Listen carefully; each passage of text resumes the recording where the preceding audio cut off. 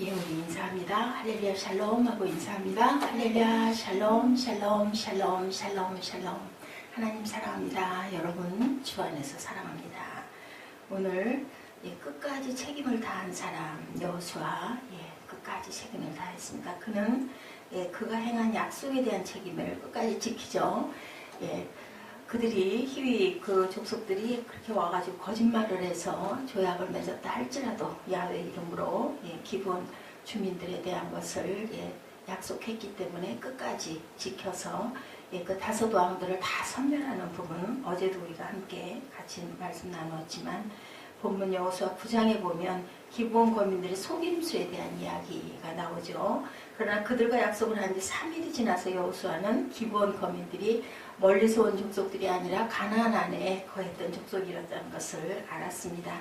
기브온 거민들은 먼 곳에 사는 사람들이 아니죠. 자기들과 이웃하고 있는 사람들이라는 것을 뒤늦게 깨달아서 약속을 파기할 수도 있었지만 하나님께서 하나님 이름을 걸고 약속을 했기 때문에 그 약속을 지켜서 그들을 끝까지 보호해주고 이렇게 전쟁에서도 승리하게 하는 그러한 이야기입니다. 자기가 한 약속을 취소하지 않습니다. 속인 것이 억울할 수도 있지만 그것을 끝까지 약속을 지킵니다. 오늘 본문에 보면 끝까지 약속을 지키는 여호수아의 모습.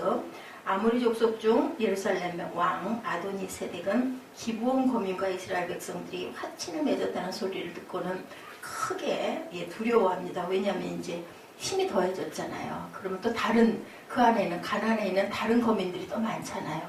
그들도 전부 다 이제 이스라엘로 돌아가게 되면은 우리는 다 죽었다 그 생각을 하게 된 거죠. 그리고 또한 너만 잘 살려고 우리를 배반하고 가서 그 나라에 속하냐 이제 이런 어떤 그 괘씸한 마음도 있었습니다. 그래서 기브온 거민들은 죽게 생겼어요. 다섯 왕들이 쳐들어가면 기브온 거민들은 살아날 수가 없죠. 그래서 이스라엘에게 도움을 요청합니다. 여호수아는 모든 군사와 용사와 더불어 길갈에서 올라가니라. 어지간한 사람 같으면 도와달라는 기본 사람들의 요청을 나가면 전쟁에 나가면 그 전쟁에 얼마나 비용도 많이 들고 또 우리 쪽 사람들도 많이 죽을 텐데 그저 두렵잖아요. 전쟁할 필요가 없는데 그런데도 그는 그것을 끝까지 지키는 내용을 통해서 기적들이 여러 가지가 일어납니다. 첫째, 우박을 통해 승리하는 역사가 나타나죠. 여호수아는 끝까지 책임을 다함으로 우박을 통해 승리하는 역사. 우박에 죽은 사람이 이스라엘 사람들이 죽인 숫자보다도 더 많았다라고 나타나 있습니다. 11절에 그들이 이스라엘 앞에서 도망하여 베토론의 비탈에서 내려갈 때 야훼께서 하늘에서 큰 우박덩이를 아세가에 이르기까지 내리심에 그들이 죽었으니 그러죠. 이스라엘 자손의 그 칼에 죽은 자보다 우박에 죽은 자가 더 많았더라. 정말 재밌고 놀라운 광경입니다. 하나님께서 무엇을 하늘에서 내리셨을까요? 우박을 내린 거죠. 빗방울도 그렇고 우박도 그렇고 아주 그 옛날에는 엄청난 크기를 가졌다라는 것이 나타나 있습니다. 이스라엘 자손의 칼에 죽은 자보다 우박에 죽은 자가 더 많았더라. 출애굽기 9장에 하나님께서 10가지 재앙 중 7번째 재앙으로 애국 전역에 우박을 내리신 적이 있었습니다. 모세가 하늘을 향해 지팡이를 들자 하나님께서 우레소리와 함께 우박을 내리셨는데 얼마나 많은 우박과 큰 우박이 내렸는지 불덩이가 내린 것 같은 소리가 날 정도였다라고 표현이 되어 있어요. 그리고 그 우박으로 인해 사람과 짐승뿐 아니라 밭에 있는 채소와 들의 모든 나무 가지들이 꺾여버리죠. 오늘 본문에서도 하나님께서는 하늘에서 큰 우박덩이를 내려 아모리 족속의 연합군을 이스라엘 앞에서 패하게 하는 놀라운 광경이 나타납니다. 그리고 또 두 번째 있었죠. 태양과 달을 멈추게 한 기적. 끝까지 책임을 다함으로 태양과 달을 멈추게 한 기적. 태양을 멈춰라, 달아 멈춰라 아주 담대하게 선포하죠. 하나님 앞에서. 아모리 연합군은 이스라엘 군대 공격뿐 아니라 하늘에서 내리는 우박 세례를 받고 수많은 병사들로 이제 다 기가 죽었죠. 너무 무섭잖아요. 어떻게 전쟁을 할 수가 있겠어요. 일단 그거 하나만 가지고도 남은 병사들은 36개 주력량을 치는데 여호수아는 이쯤에서 멈추지 않습니다. 여호수아는 서로 도와가며 살자고 화친을 맺은 기본 족속들과 약속을 마지막까지 지킨 거죠. 계속해서 도망치는 아모리 병사들을 추격해서 나리워 주시면 전쟁을 할 수가 없어요. 지금같이 전기가 있는 때도 아니고 과학이 발달해서 조명탄을 쏠 수도 없죠. 그렇기 때문에 끝까지 이것들을 다 처치해야 할 텐데 방법이 없습니다. 그러니까 태양아 멈춰라, 그래서 태양이 12절에 야훼께서 아모리 사람을 이스라엘 자손에게 넘겨주시던 날에 여호수아가 야훼께 아뢰어 이스라엘의 목전에 이르되 하고 크게 고함치죠. 태양아 너는 기브온 위에 머무르라. 달아 너도 아얄론 골짜기에서 그리할지어다. 이 기도 우리가 생각하면 어휴 어떻게 하나님 앞에서 저렇게 담대하게 선포를 할 수가 있을까 이렇게 생각할 수도 있어요. 겁도 나죠. 그런데 하나님이 계시기 때문에 믿음으로 선포한 거죠. 그래서 우리는 때로는 이렇게 믿음으로 선포하는 기도를 해야 된다. 그래서 대개는 그렇게 하죠. 우리 소원을 가지고 다 나았습니다. 이렇게 선포합니다. 하나님께서 깨끗이 치료해 주시면 감사합니다. 이런 선포의 기도들이 담대함이 필요하다. 하나님께 기도하자 해가 중천에 그대로 머물렀고 달이 아얄론 골짜기에 그대로 멈추게 되는 기적이 나타나죠. 도망치는 아모리 군사들을 진멸할 때까지 태양과 달이 움직이지 않고 제자리에서 멈추게 된 사건. 이것도 어떻게 이해할 수가 있겠어요? 그 과학적인 그것을 우리가 어떻게 알겠는데 과학 위에 하나님이 계시다는 거죠. 어느 날 나폴레옹이 전투를 하루 앞두고 서산해지는 노을을 내려다보며 이렇게 말했다고 합니다. 내게 여호수아처럼 저 태양을 2시간만 멈추게 할 힘이 있다면 그의 군대가 전투에서 승리하기 위해서는 맑은 날씨가 필요한 거예요. 또 전쟁에서 승리하고 있는데 날이 깜깜해져 가면 정말 절망스럽겠죠.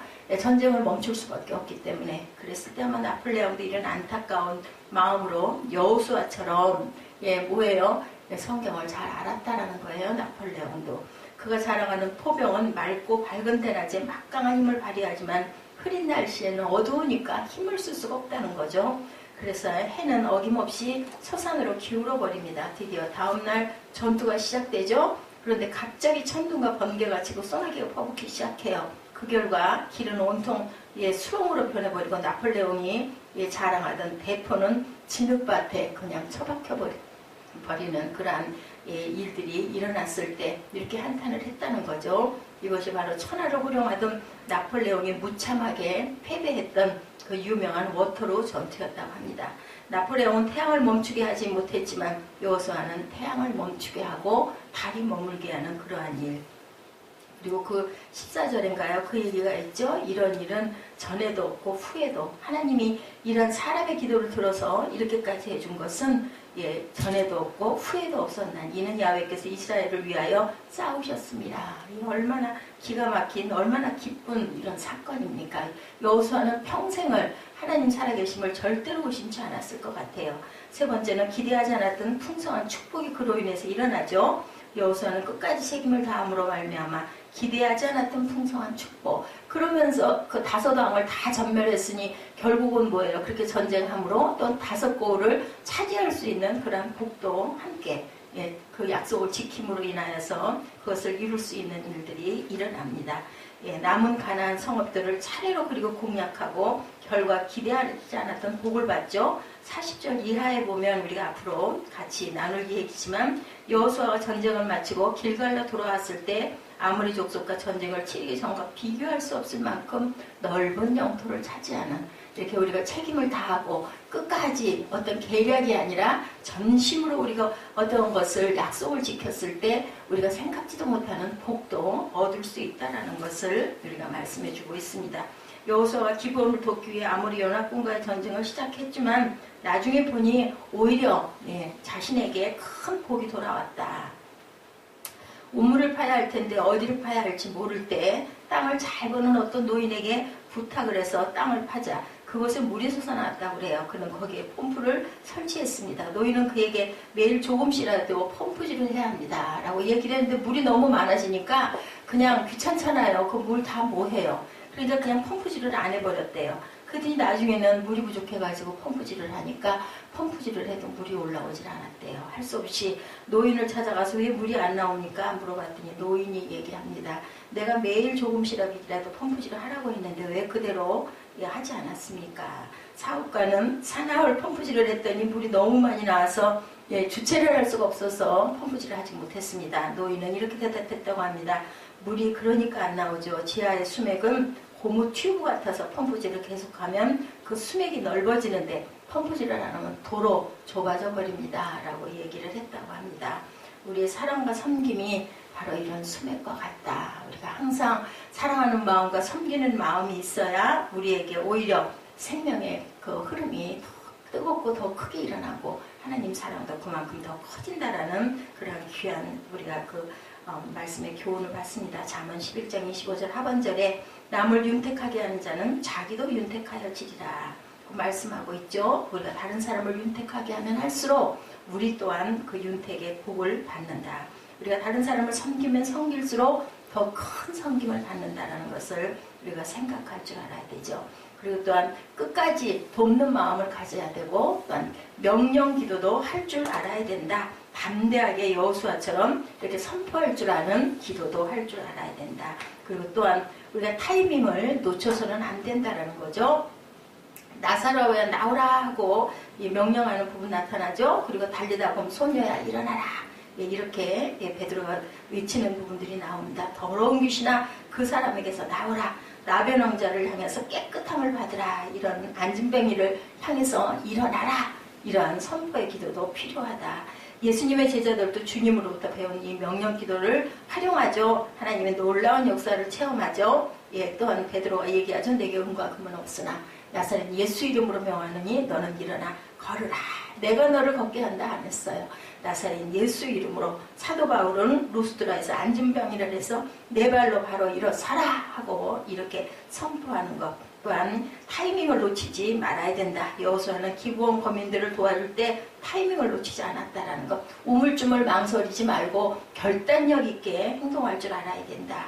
기브온 거민들로부터 더디게 하지 마시고 속히 우리에게 올라와 우리를 구하소서. 6절이죠. 도움을 요청받았을 때 고민하거나 주저하지 않았다라는 것. 곧바로 시행하고 행동하고 우물쭈물 망설이지 않았다라는 것도 백성들도 그대로 따랐어요. 12절에 야훼께서 아모리 사람을 이스라엘 자손에 넘겨주시던 날에 라는 말씀이 나옵니다. 하나님께서 적들을 자기 손에 붙여주셨다는 사실을 안 여호수아는 멈추지 않고 추적하는 내용. 하나님께서 나와 함께 하시는데 그거 무슨 상관이겠어요. 12절 이하에 여호수아의 계속 이어지는 행동을 묘사해주는 단어들이 발견됩니다. 성경을 우리가 한번 살펴보면 때 27절에 보면 해질 때 28절에 보면 그날에 31절에 보면 또 32절에 보면 이튿날에 33절에 보면 그때 35절에 보면 그날에 36절에 보면 또 40절에 보면 하나도 남기지 아니하고 특별히 42절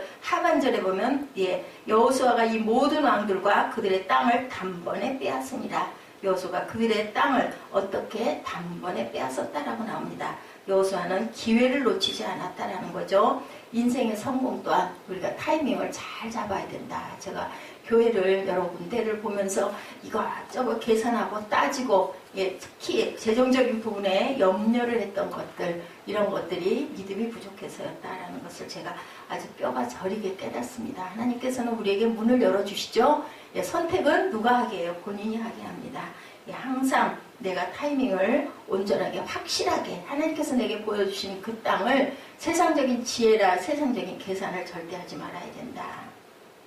우리가 이런 부분들의 깊은 깨달음을 여호수아 우리 10장을 통해서 깨닫고 오늘도 힘차게 여호수아처럼 끝까지 책임을 다하고 그걸로 인하여 섬기고 우리가 항상 대접할 때 하나님께서는 우리에게 더 큰 귀한 그 보석과 같은 여러 가지의 축복을 허락하여 주신다라는 것. 우리가 책임을 다하되 영혼 구원의 책임을 특별히 다하는 저와 여러분 되시는 2017년 되시기를 주의 이름으로 축복합니다.